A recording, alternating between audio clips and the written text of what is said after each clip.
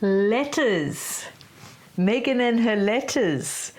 And I think the biggest story is that she set up the UK media. A few days ago, as you know, there was a big hullabaloo about the fact that Charles wrote a letter to Meghan and Meghan wrote a letter back to Charles. And before we get into what was actually said, everyone reported on it. It was everywhere. And it was even stated that that was why Meghan wasn't attending the coronation.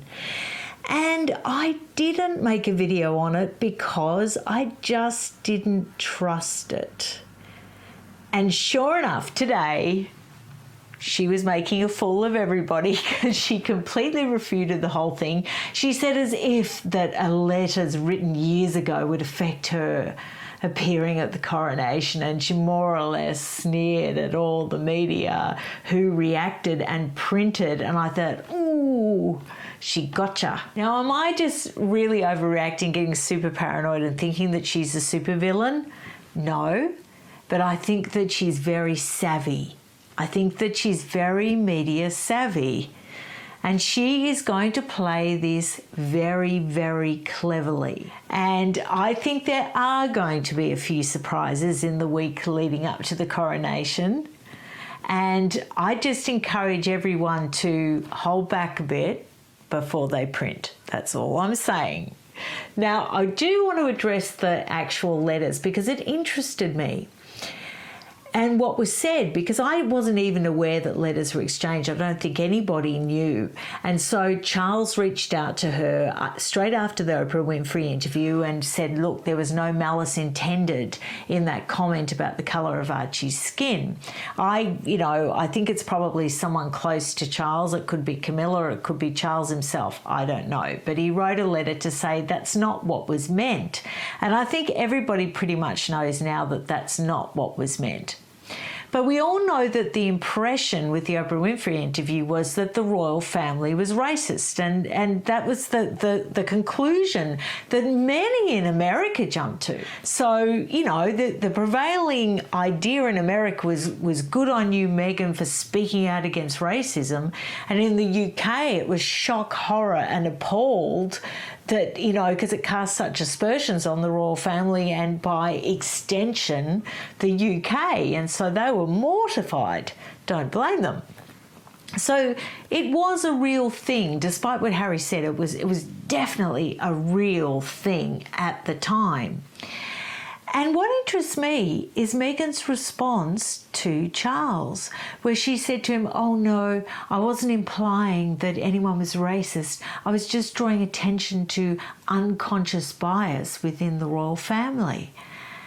And I thought, well, Harry and Meghan are really always angrily saying that silence is betrayal, and that the palace should leap in and clarify reports that are against them and explain them away, whether they're true or not.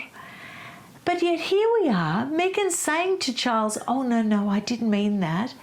Well, why didn't she say? Within a week of the Oprah Winfrey interview, why didn't she say? Why didn't she clarify it? And it wasn't just the media in the UK, Harry, with headlines. It was all over chat shows in America. It was all over the morning shows. Don Lemon, Gayle King came out. Beyonce, for goodness sake, was praising her for being brave, standing up against racism. So that needed qualifying, didn't it? That needed explanation. The other thing that I think Charles should be very careful of is writing letters to Meghan. My mum's always given me really, really good advice. She always says, never put anything in writing. And I think she's right. I suppose you should never really put anything on a video and put it on YouTube either. Anyway, we'll skip over that one. But Charles should be careful what he puts down on paper, even though the law states that because he wrote it, it's his copyright, and Meghan helped actually prove that, didn't she, in court? But I would still be cautious. I would still be cautious because, you know, words written down can be used at later dates and twisted. And so I would be wary of correspondence with Megsy baby.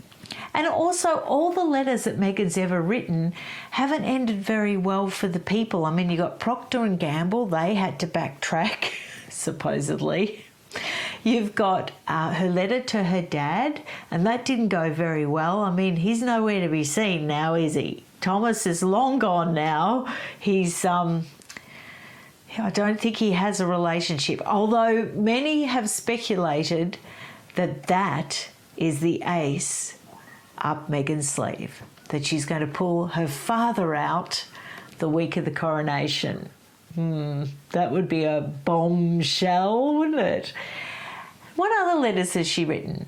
So she's got the ones with Charles, she's got the one with the father, she's got the one with Procter and Gamble. Oh yes, she wrote a letter to her first husband to break off the marriage. She really did. She wrote a letter, and she put the rings in the envelope. So that's nice and considerate, isn't it? To return the rings. I think she said it registered so he'd make sure that he'd get them. So that's kind. Can you imagine having your marriage broken off by letter?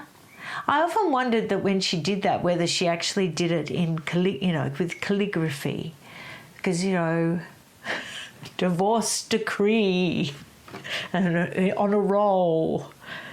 Dear Trevor, I hereby dump you. Here's the rings. Anyway, I just thought that was interesting about the letters. I also thought it was very interesting today that it was sort of backtracked on. It was recalled, that story, and she really sneered at the UK media for printing it in the first place. And I thought, ooh, I think she set you up. So like, comment and subscribe, and I'll see you again very soon. Bye.